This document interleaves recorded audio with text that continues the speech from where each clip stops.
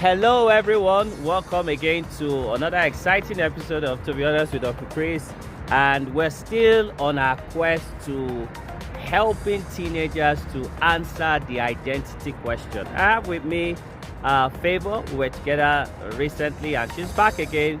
She says she has some few more things to add. So Favor, nice to meet you once again. How are you doing? I'm Forrest. Great. So you say you still have one more thing to add on something that teenagers who are looking for their identity should do when going on this journey Yes. of identity discovery. Yes, So sir. can we hear you?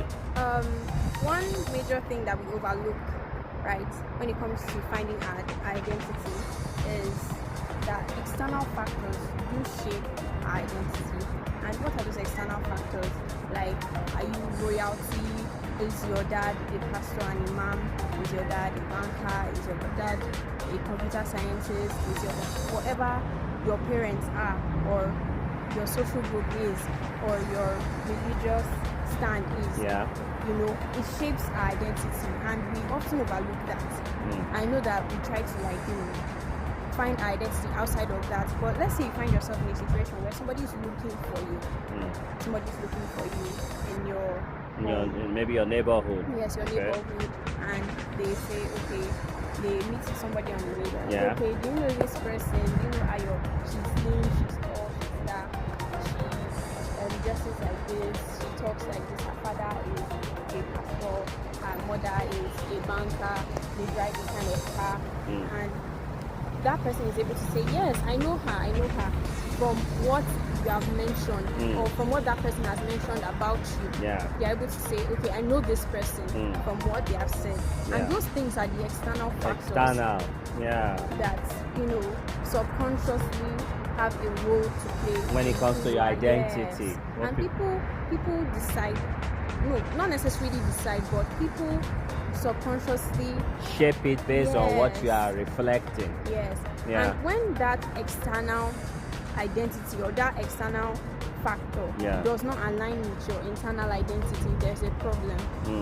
So maybe, for example, as royalty, I'm saying, okay, I'm going home to meet my parents, and we are having like a ceremony, like a royal gathering. Yeah. Or you get, so people will be like, which royal gathering, which ceremony? I don't get what you're saying, because they don't know you as They royalty. never associated you as a Yes. princess. You never Exactly. reflected that in So everything you were it will doing. seem as if you are joking. And Basically, what I hear you say now is, for a teenager on the journey of discovering their identity, they need to pay attention to the external factors that Yes. people are perceiving their identity to be.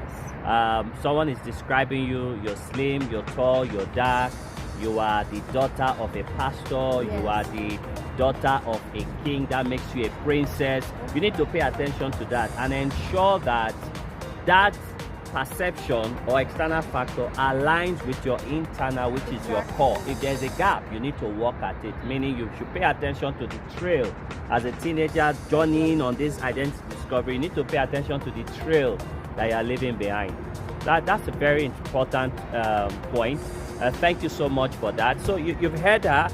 For those of you watching and listening, please feel free to share your thoughts and hop in and let us know what you think. How can teenagers go about answering the identity question, which is, who am I? Where do I fit in? What role am I meant to play while here on earth? My name is Uncle Chris, and with me has been Favor. Thank you so much for watching, and feel free to share your thoughts. Until we